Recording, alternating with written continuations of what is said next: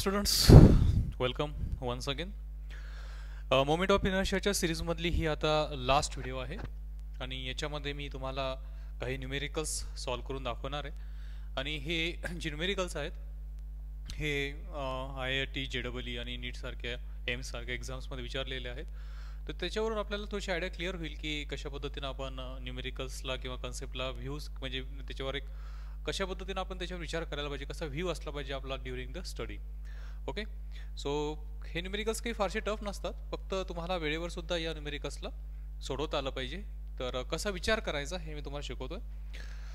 So हे numericals तुम्ही वेगवेगळ्या बुक्समध्ये तुम्हाला सापडून जातील की नेमकं मी कोणता न्यूमेरिकल घेतला होता, त्याच्यामुळे तो न्यूमेरिकल कसा विचारला हे सांगत नाही आहे, पण कसे गिवन दिलेले आहेत हे मात्र नक्की सांगतोय. सो फर्स्ट आहे 7 आयडेंटिकल सर्क्युलर प्लॅनर डिस्क, म्हणजे 7 प्लॅनर डिस्क घेतलेल्या आहेत. ही एक सेंटरला ठेवली, एक टच करतात या, एक 2 3, चला वन्स अगेन 1 2 3 4 5 6. सो अशा 6 डिस्क एकमेकांना टॅन्जेन्शियल टच करणाऱ्या आहेत. दिसत नसलं वाटत नसलं तरी प्रत्येकाचा मास सारखा आहे आणि प्रत्येकाचा रेडियस पण सेम आहे. तर यामध्ये असं विचारलंय की कुठल्या तरी इथे एक पॉइंट घेतलाय आणि या पॉइंटला ही जी प्लेन आहे सर्व डिस्कची त्या प्लेनला परपेंडिक्युलर आणि या पॉइंट मधून पास होणारा असा एक ऍक्सिस आहे पी पॉइंटला. तर या ऍक्सिस भोवती या सिस्टीमचा मोमेंट ऑफ इनर्शिया किती असेल. ओके, सो बघा, मोमेंट ऑफ इनर्शिया सर्व ऑब्जेक्टचे आपल्याला माहित असायला पाहिजे आणि परपेंडिक्युलर ऍक्सिस आणि पॅरलल ऍक्सिस थेरम जर का तुम्हाला माहित असेल तर हे सरळ सहज सुटणारे न्यूमेरिकल्स. ओके, बघा, या डिस्कचा मोमेंट ऑफ इनर्शिया नाही काढायचा, या सिस्टीमचा मोमेंट ऑफ इनर्शिया काढायचा आहे. तर पॅरलल ऍक्सिस थेरम लावायचा असेल तर आपल्याला आयसी माहित असायला पाहिजे, म्हणजे सिस्टीमच्या सेंटर ऑफ मास म्हणून जाणाऱ्या ऍक्सिस भोवती सिस्टीमचे मोमेंट ऑफ इनर्शिया किती हे माहित असायला पाहिजे. म्हणजे इथून जाणाऱ्या ऍक्सिस भोवती मोमेंट ऑफ इनर्शिया आपल्याला माहित असायला पाहिजे, तो असेल आयसी. आणि आयसी प्लस या सिस्टीमचं मास आणि या दोन पॅरलल ऍक्सिस मध्ये असणारा डिस्टन्स चा स्क्वेअर एच स्क्वेअर, अशा पद्धतीनं आपण याच्या भोवती असणारा मोमेंट ऑफ इनर्शिया कॅल्क्युलेट करू शकतो. आयपी हा इथे एक ऍक्सिस आणि या सिस्टीमच्या सेंटर ऑफ मास मध्ये जाणारा हा ऍक्सिस हे एकमेकांना पॅरलल असतील. ओके, तर आपण पॅरलल ऍक्सिस थेरम इथे वापरू शकतो आणि मग मी या पद्धतीने तो पॅरलल ऍक्सिस थेरम डिझाइन केला. आता मी इथे मास किती घ्यायला पाहिजे हा पण एक मोठा प्रश्न आहे. सिस्टीमचा मास म्हणजे बॉडीचा मास घेत असतो आपण पॅरलल ऍक्सिस थेरम मध्ये, तर इथे सिस्टीमचा मास घ्यावा लागेल. मग प्रत्येक डिस्कचा मास m, सो 1 2 3 4 5 6 7, सो 7m मास होईल. आणि distance between two parallel axis, so बघा, हा तर या डिस्कचा डायमीटर होईल 2r आणि हा डिस्कचा रेडियस होईल r, so 2r plus r 3r, so हे होईल 3r स्क्वेअर. ओके, आता कॅल्क्युलेट करायचं आहे आपल्याला आयसी.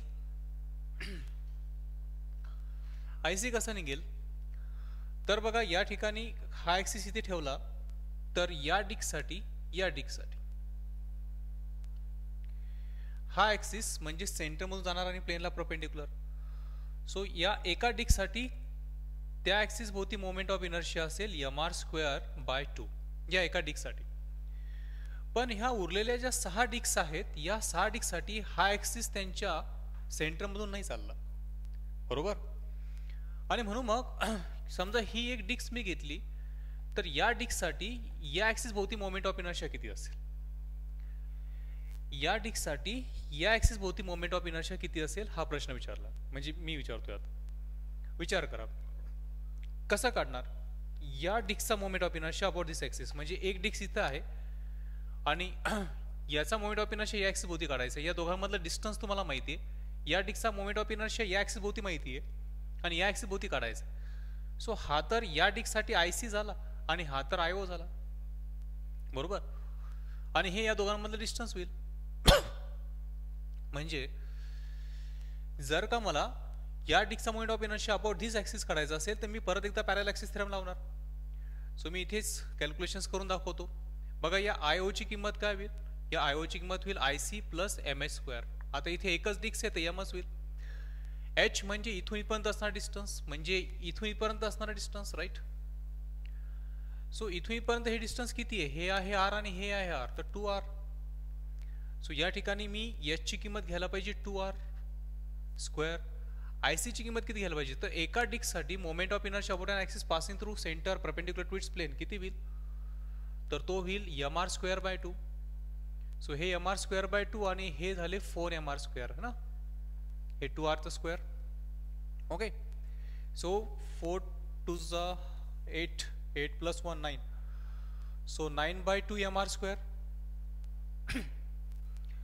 म्हणजे ह्या डिस्कचा moment of inertia about this axis मिळाला 9/2 mr². ओके. पॅरलल ॲक्सिस पण वापरतोय, परत एक पॅरलल ॲक्सिस थेरम वापरला, ठीक आहे ना. आता बघा ही एक डिस्कचा moment of inertia about this axis हा एवढा मिळाला, पण अशा 6 डिस्क आहेत, 1 2 3 4 5, ठीक आहे ना. एक कमी काढली कमी नाही, बरोबर, ठीक आहे ना. 1 2 3 4 5 6 डिस्क आहे. सो 6 डिस्कने याला मल्टिप्लाय करा. या अशा एका डिस्कचा हा मोमेंट ऑफ इनर्शिया, तर 6 डिस्कचा 6 टाइम्स. कॅल्क्युलेशन्स करूया याचे. mr²/2 plus 9 6 54 mr²/2. Okay. So it becomes 55 mr²/2. So IC ची व्हॅल्यू मिळाली मला 55 mr²/2 plus 3r², 9r². So 9 7 63 mr². So calculations हे होतील 126 plus 55 181. So 181 mr²/2 is the answer. Okay. So बघा कशा पद्धतीने हा न्यूमेरिकल सॉल्व्ह झाला. इझी असतात हे, थोडंसं व्यवस्थित शांततेने डोकं यूज करून करायचं असतं. Okay. Now the next one. Next मध्ये विचारलंय की from a given sample of uniform wire. एक युनिफॉर्म वायर आहे आणि या युनिफॉर्म वायर पासून 2 लूप्स बनवले, एक P नावाचा आणि एक Q नावाचा. एक वायर होती अशी सरळ, याच्यापासून 2 लूप बनवले, एक लूप P नावाचा आणि एक लूप Q नावाचा. P नावाच्या लूपचा रेडियस R आहे आणि Q नावाच्या लूपचा रेडियस n टाइम्स R आहे.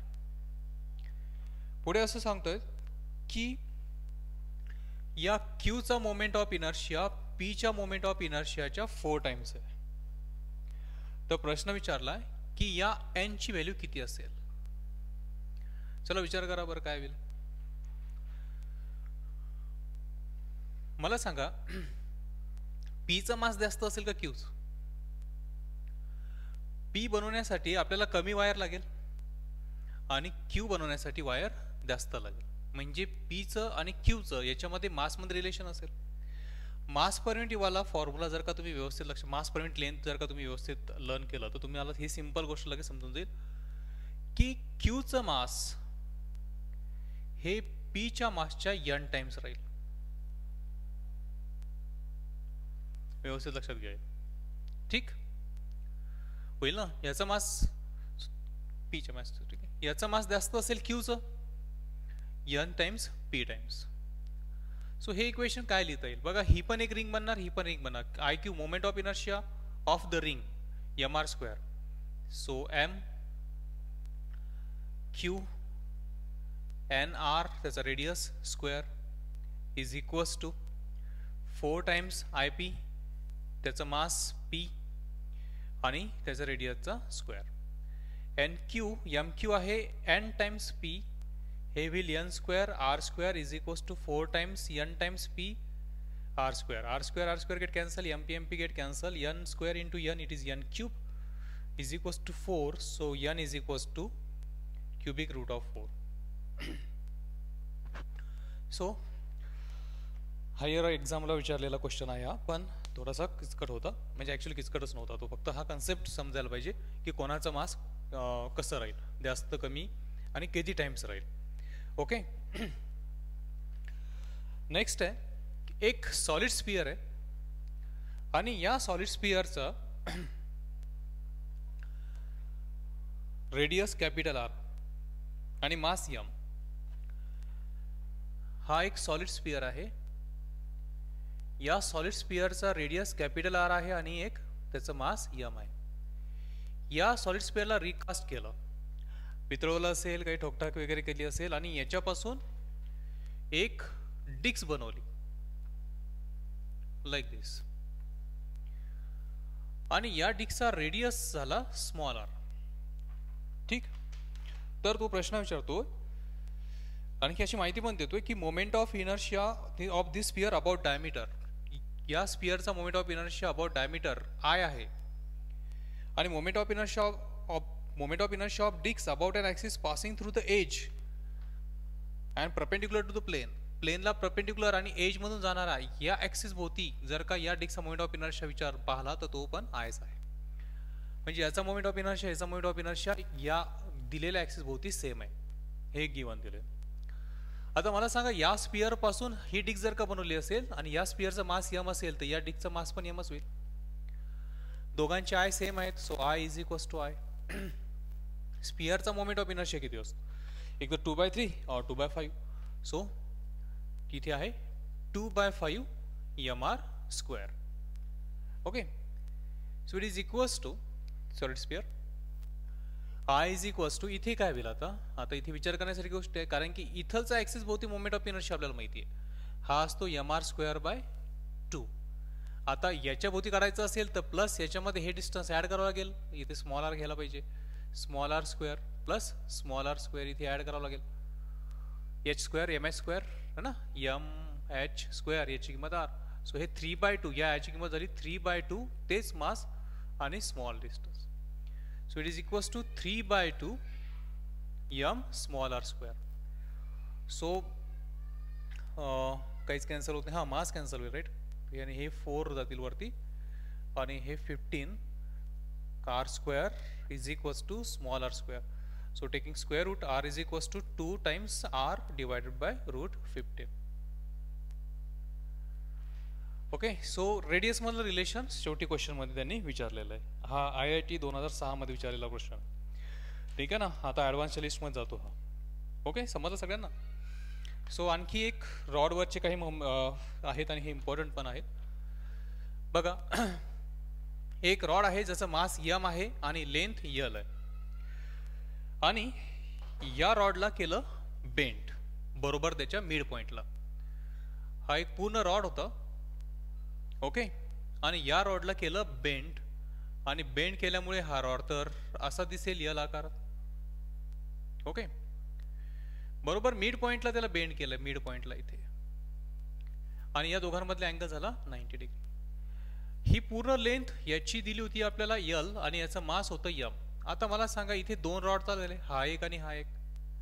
सो या रॉडचा मास काय होईल m/2, अर्धा आहे ना बरोबर मिड पॉइंट मध्ये, इंटू l/2 लेंथ त्याची अर्ध्या भागामध्ये. या पार्टचा जो आहे त्याचा पण मास m/2 आणि लेंथ l/2. आता विचारतोय की इथून जाणाऱ्या ऍक्सिस भोवती मोमेंट ऑफ इनर्शिया किती होईल आणि हा axis perpendicular to the rod, length of rod. म्हणजे ऍक्च्युअली या फिगर मध्ये इथे असता तो ऍक्सिस है ना, इथे ऍक्सिस होता आणि याला असं बेंड केलं.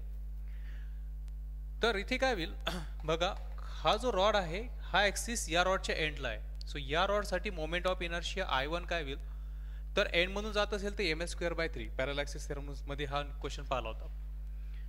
सो ml²/3 असा फॉर्म्युला असतो. तर इथे m ची किंमत होईल m/2, 1/3 असेल पहिले, 1/3 m/2 into L by 2 and its square. So calculations, ml square, 4 into 2 8, 8 3s are 24. What about this axis? For this rod, part of rod, it is equals to again ml square by 24, कारण की हा पण तर या रॉडच्या end मधूनच चालला है ना. सो असे दोन मोमेंट ऑफ इनर्शिया इथे असतील, यांची सम होईल तर I is equals to 2 times ml square by 24. So it is equals to ml square by 12.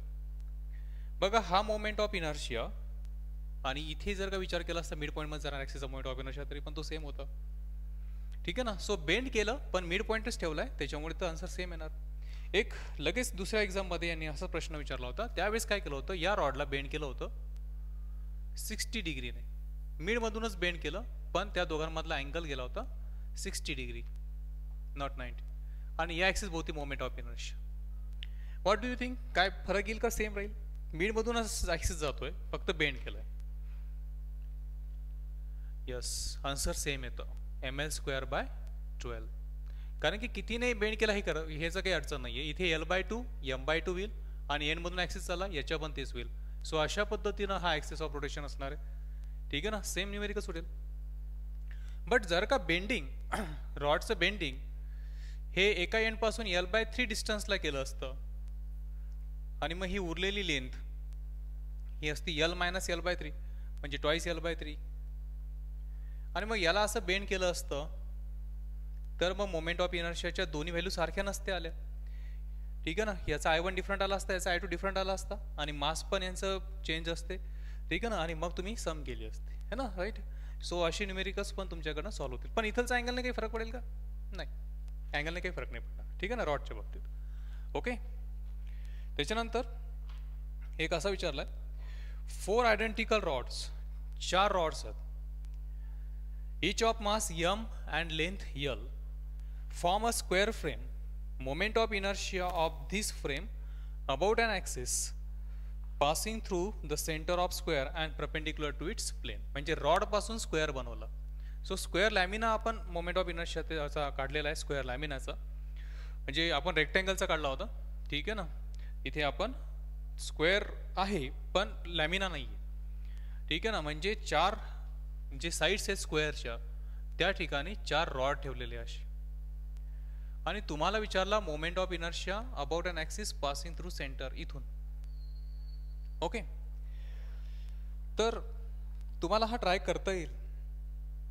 Okay. बघा हा ॲक्सिस असा जाईल की नाही, आणि या रॉडचा हा ॲक्सिस असा असेल. सो या ॲक्सिस भोवती रॉडचा अशी लेंथ असेल रॉडची, तर या ॲक्सिस भोवती मोमेंट ऑफ इनर्शिया किती असतो? सो इथे असेल ml स्क्वेअर बाय 12. पण आपल्याला काय पाहिजे, या ॲक्सिस भोवती मोमेंट ऑफ इनर्शिया पाहिजे इथलच्या. सो IO होईल आणि हा IC होईल, प्लस हे डिस्टन्स किती होईल L बाय 2. ठीक आहे ना. विचार करावा लागेल. हा एक रॉड पकडला मी. ठीक आहे ना. या रॉड पासून L बाय 2 डिस्टन्सवर असणारा, पण या ॲक्सिसला पॅरल असणारा ॲक्सिस भोवती मोमेंट ऑफ इनर्शिया किती असेल? सो डिस्टन्स माहिती आहे, आणि दोन्ही ॲक्सिस पॅरल असतील तर पॅरल ॲक्सिस थेरम वापरणार ना. सो या रॉडसाठी या ॲक्सिस भोवती मोमेंट ऑफ इनर्शिया असेल ml square by 12 plus mh. h तर व्हॅल्यू होईल ते L बाय 2, सो हे होईल L स्क्वेअर बाय 4.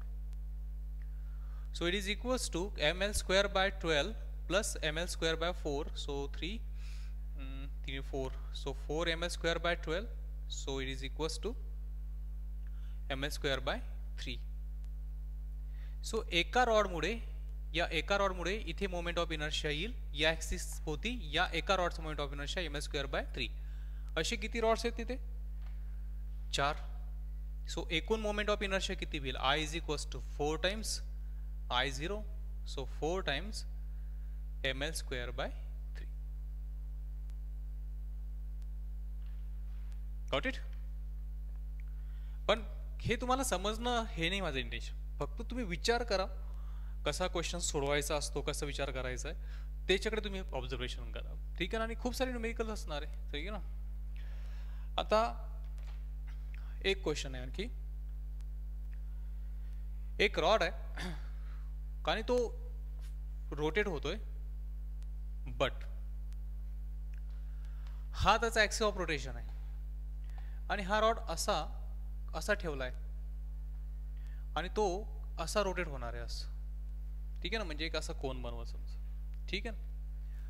अशा रॉडचा मोमेंट ऑफ इनर्शिया किती असेल बघा. आतापर्यंत आपण मोमेंट ऑफ इनर्शिया जे पाहिले रॉडचे, तर रॉड असा होता, त्याचा हा ॲक्सिस घेतला, हा ॲक्सिस घेतला, इथे पण ॲक्सिस घेता येतो, इथे पण ॲक्सिस घेता येतो, हा ॲक्सिस होती तर मोमेंट ऑफ इनर्शिया 0 होणार. सो फक्त ह्या इन्क्लाइन सरफेसवरच मोमेंट ऑफ इनर्शिया आपल्याला घ्यायचं, म्हणजे हा इन्क्लाइन असणार रॉड.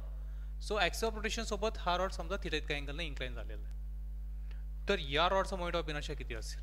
ओके, सो याच्यासाठी आपण काय करूया, आपली तीच मेथड मॅथमॅटिकल इंटिग्रेशनवाली वापरणार इथे. बघा इथे एक एलिमेंट घेतला मी रॉडचा, तो इथून स्मॉल एल इतका डिस्टन्सवर आहे आणि रॉडची लेंथ यल आणि मास यम आहे. ओके, जो एलिमेंट मी सिलेक्ट केला तो एलिमेंट एल डिस्टन्सवर आहे आणि त्या एलिमेंटची लेंथ डीएल आहे, ठीक आहे ना, छोटं अक्षर दिसणार नाही कदाचित, डीएल एवढी लेंथ आहे त्या एलिमेंटची. ओके, आणि ॲक्सिस ऑफ रोटेशन पासून हा एलिमेंट एक्स डिस्टन्सवर आहे. किती डिस्टन्सवर आहे, एक्स. आता या एलिमेंटचं मास समजा आपण घेतलं असेल डीएम. ओके, तर मला सांगा या रॉडचं मास, किंवा आपण असं विचार करू की या डीएमची व्हॅल्यू किती होईल. So mass per unit length into length of rod.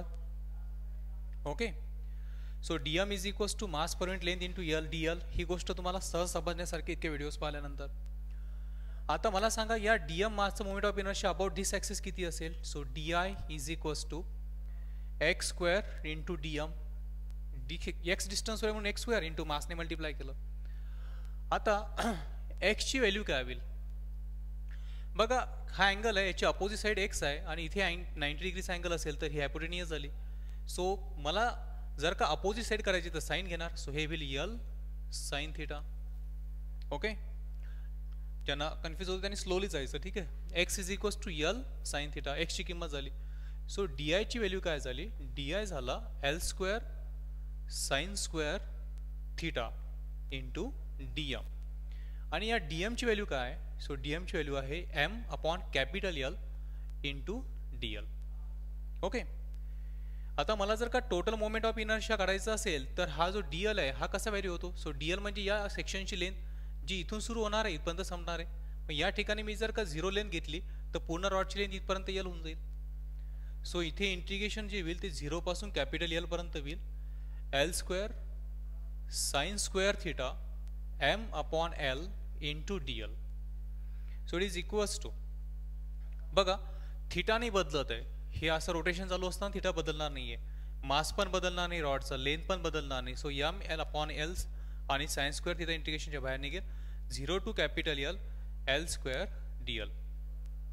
Okay, so it is equals to m upon l sine square theta as it is into एलचा इंटिग्रेशन एल स्क्वेअरचं एल क्यूब बाय 3.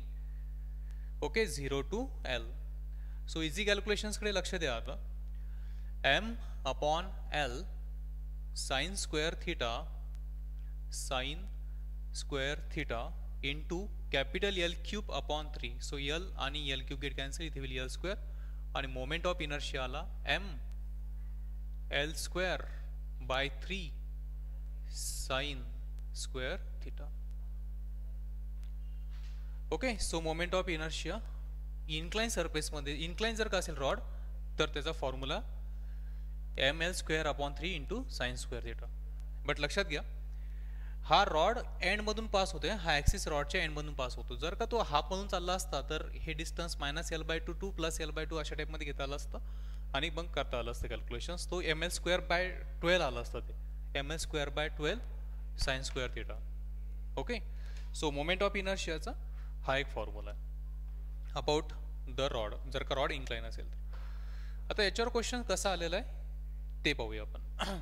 सो लक्षात ठेवा formula इथे लिहून ठेवतोय मी, m l square by 3 sine square theta जर का रॉड असा इन्क्लाइन असेल तर. ओके, आता क्वेश्चन कसा आला होता, एक स्क्वेअर होता आणि हा स्क्वेअर असा बनवला होता बाय युजिंग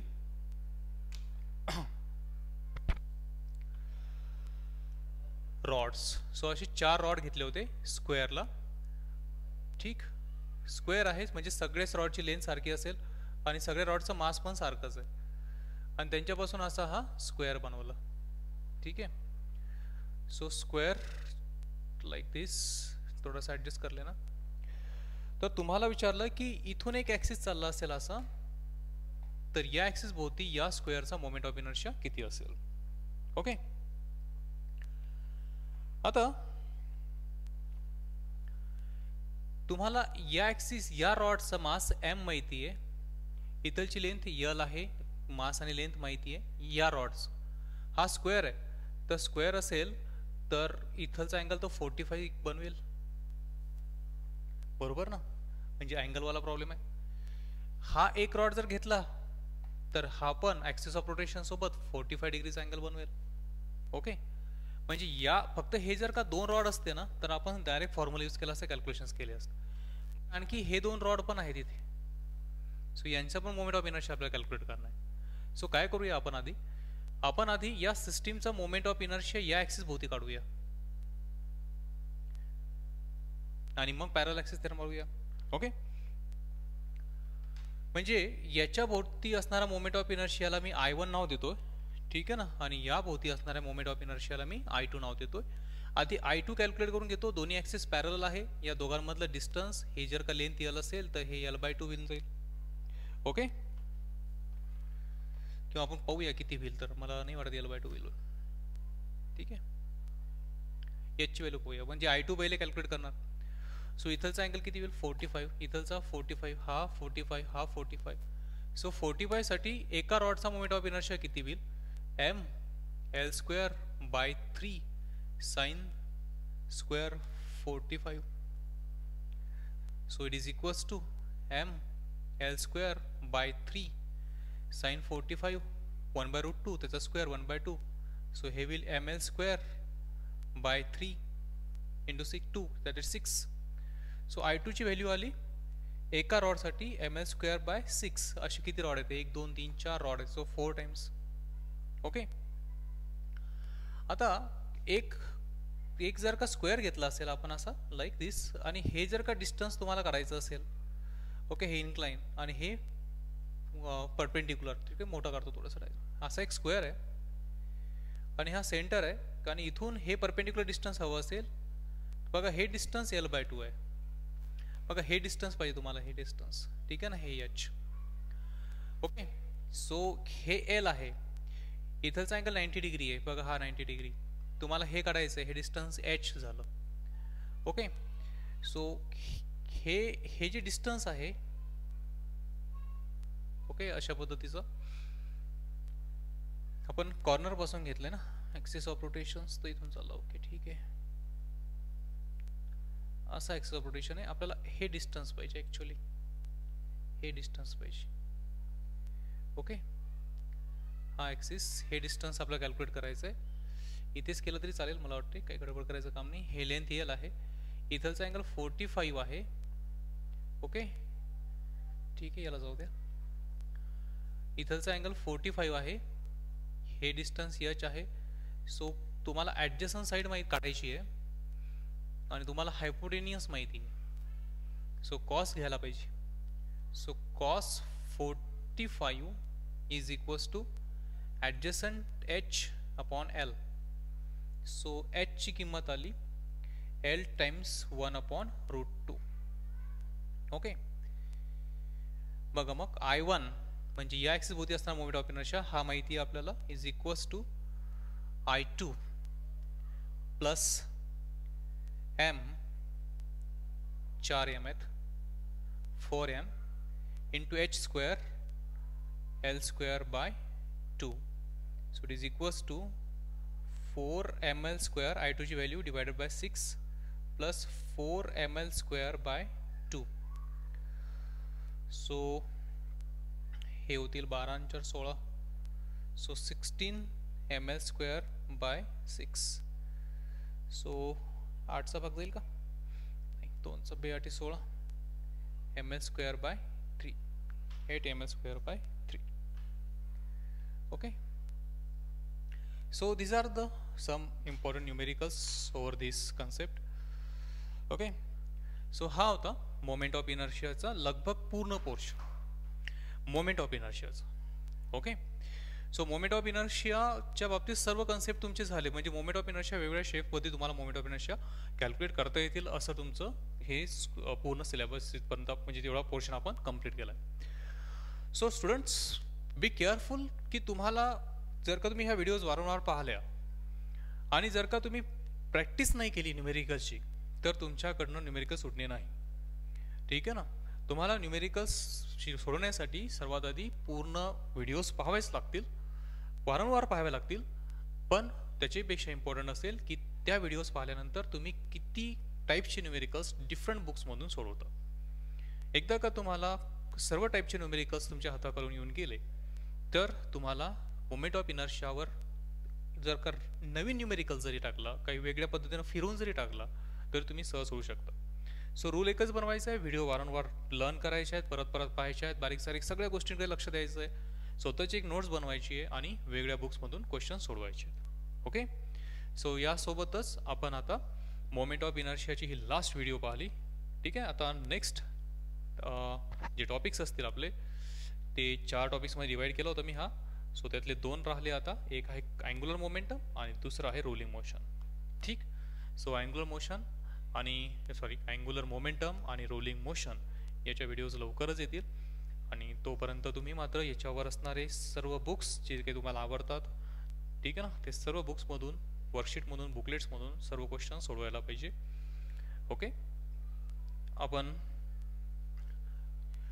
स्वतःची काळजी घ्यायला पाहिजे, घरच्यांची पण काळजी घ्यायला पाहिजे, घरातच राहायला पाहिजे. पण मात्र कुठल्याही प्रकारच्या अफवावर विश्वास ठेवायचा नाही आहे. कोणी मनानेच गेस करतं की सिलेबस नीटचा आता कमी होईल किंवा नीटचा एक्झाममध्ये हे चॅप्टर कटतील. सो अशा फेक्स व्हिडिओजला किंवा कुठल्याही प्रकारच्या मेसेजेसला लक्ष द्यायचं नाही आहे. क्लासेसतर्फे तुम्हाला ट्रूथ मेसेज येतीलच किंवा NTA च्या वेबसाईटवर असतातच. आणि JEE सुद्धा सेम कंडिशन्स आणि CET वगैरे सारख्या एक्झामसाठी सुद्धा सेम कंडिशन्स. कुठलेही विश्वास ठेवायचा नाही आहे. ओके, आणि स्वतःची काळजी घ्यायची आहे. ठीक आहे, भेटूया पुढच्या व्हिडिओजमध्ये. Take care.